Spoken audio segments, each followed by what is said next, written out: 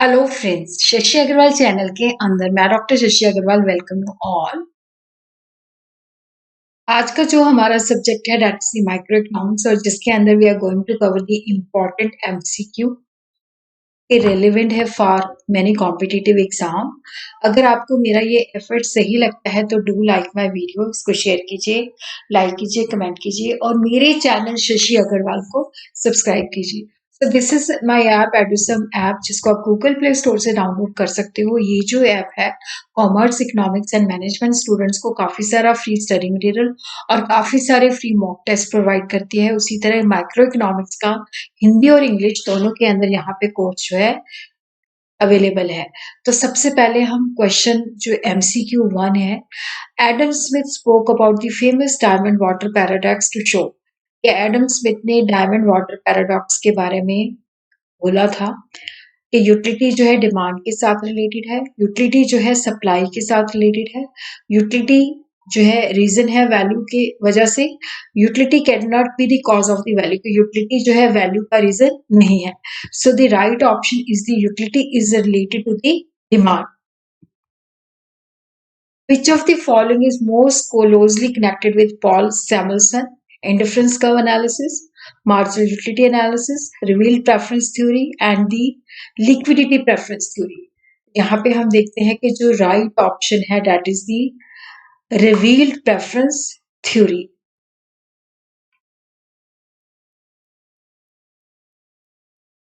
The area which lies under the demand curve for a given good measure marginal utility, total utility, disk utility, marginal cost of production. So the right option कि जो area demand curve के नीचे होता है वो total utility को depict करता है, क्योंकि जो डिमांड कर्व है गिवन पॉइंट के ऊपर जो है वो कंज्यूमर की सेटिस्फेक्शन को जो है बताती है।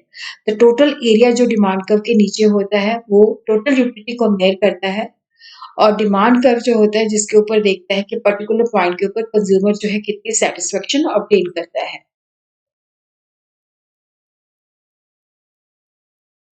For perfect substitution between X and Y, अगर एक्स और वाई जो है परफेक्ट सब्स्टिट्यूट है कि एक यूनिट एक्स का छोड़ा तो एक यूनिट एक्स, अगर हमने एक्स का एक और यूनिट लेना है तो उसके लिए हमने वाई का एक यूनिट जो है सेक्रीफाइस किया है।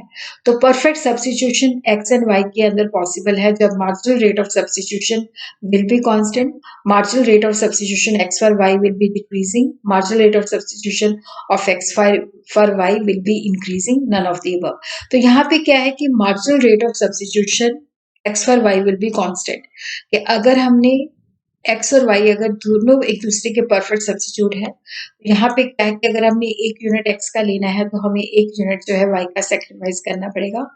तो यहाँ पे अगर ये परफेक्ट सब्स्टिट्यूट है तो यहाँ पे मार्जिनल रेट ऑफ सब्स्टिट्यूशन जो है वो कांस्टेंट रहेगा, स्थिर रहेगा।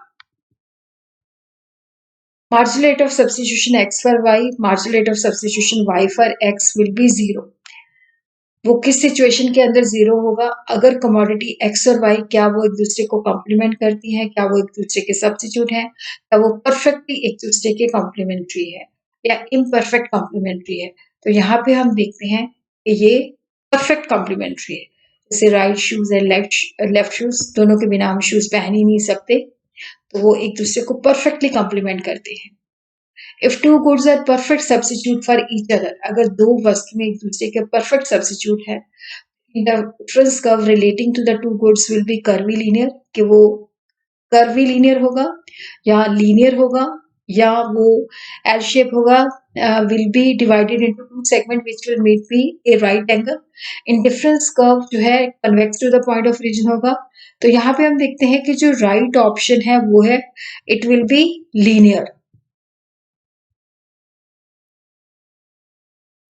देखो जो दो गुण जो होती है एक दूसरे के परफेक्ट सब्स्टिट्यूट होती हैं तो इस वक्त इंडिफरेंस कर्व जो होता है स्ट्रेट लाइन होता है।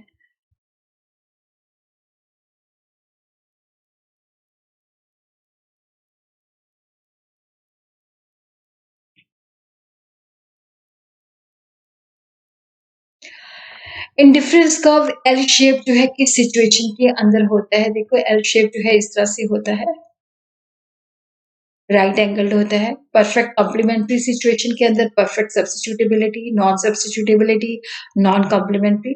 और यहाँ पे क्या है कि जब वो परफेक्टली एक दूसरे को कॉम्प्लीमेंट्री होता है, जो चीजें इकट्ठे यूज की जाती हैं, जैसे right shoes and left shoes इकट्ठे यूज किया जाता है। तो इंडिफरेंस कर्व की जो शेप एल शेप होती है, राइट एंगल होती है, जब गुड जो होती है परफेक्टली एक दूसरे को कॉम्प्लीमेंट करती हैं। Indifference curve is a combination of two goods that are complementary goods जो एक दूसरे यूज की जाती हैं, सब्स्टिट्यूट गुड्स जो एक दूसरे के साथ रिलेटेड नहीं है या डिफरेंट पीपल्स के साथ रिलेटेड है। तो राइट ऑप्शन इज दी जो एक दूसरे के सब्स्टिट्यूट है। The indifference curve shows the different combination of two mutually substitute goods that bring the same level of satisfaction to the consumer. A change in the relative price of two goods with level of satisfaction remaining the same. कि अगर देखो goods की prices में changes आती हैं but satisfaction level same रहता है, तो that depicts the income effect, substitution effect, price effect, none of the above. So it is the substitution effect.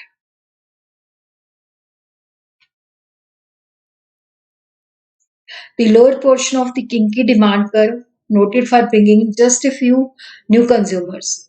तो यहाँ पे हम देखते हैं कि किंकी डिमांड कर्व जो है इसकी शेप इस तरह से होती है।